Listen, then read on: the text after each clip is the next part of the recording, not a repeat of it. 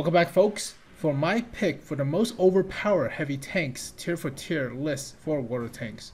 Now my tank picks are based on the ability to perform the quintessential role of a heavy tank, which are taking a massive amount of hits and bounces and holding a key position on the map, such as a bridge or a town square. Now heavy tanks also have to deal damage in return to taking damage, as well as scare the crap out of smaller tanks such as mediums, lights, or even tank destroyers. Now my picks doesn't mean that other heavy tanks within the same tiers are bad, it just means that the tanks I listed are the most painful and annoying heavy tanks to deal with if they're doing their job correctly. Now my name is Sam, and I hope you enjoy. At tier 4 we have the Matilda. Even though Matilda is considered as a medium tank, it is actually a heavy tank in disguise. Developed from 1936 to 1938, the Matilda is the only British tank to remain in service throughout the entire World War II.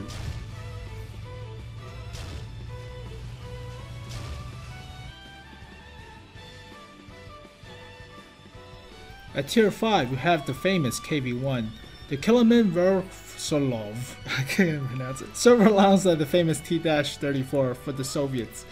The KV-1 and its variants helped the Russians beat back the invading Germans during World War II.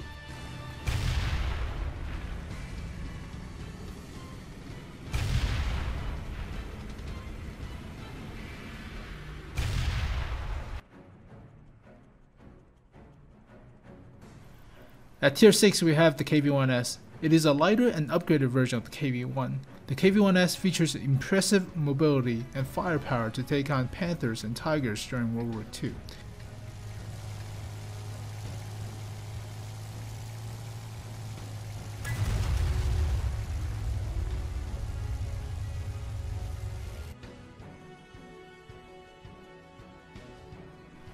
At tier 7 we have the T-29.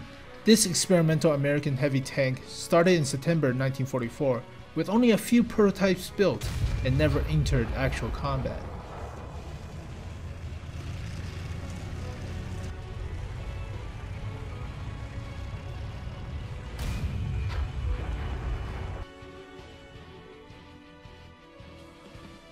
At tier 8 we have the KV-4. The KV-4 is the antithesis to the IS-3. Whereas the IS-3 has mobility and slope-thin armor, the KV Fortress was only a proposed prototype featuring thick armor and an elongated hull with 2 turrets.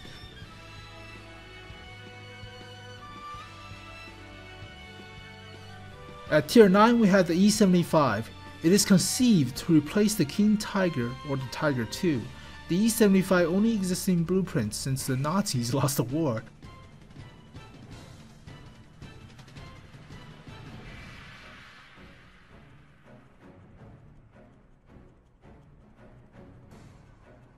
And at tier 10 we have the IS-7.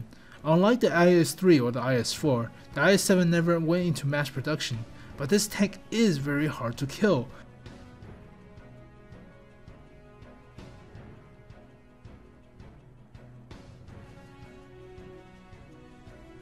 Well, that's it for my list of the most overpowered heavy tanks in the game. I hope you guys enjoyed it. But I was reading from a script all this time and it was painful. I hate reading from a script. That's why I never do post-game commentaries, because I hate reading and make commentaries out of stuff when I'm not doing it live. So, we do it live! I do it live! But I hope you guys enjoyed it.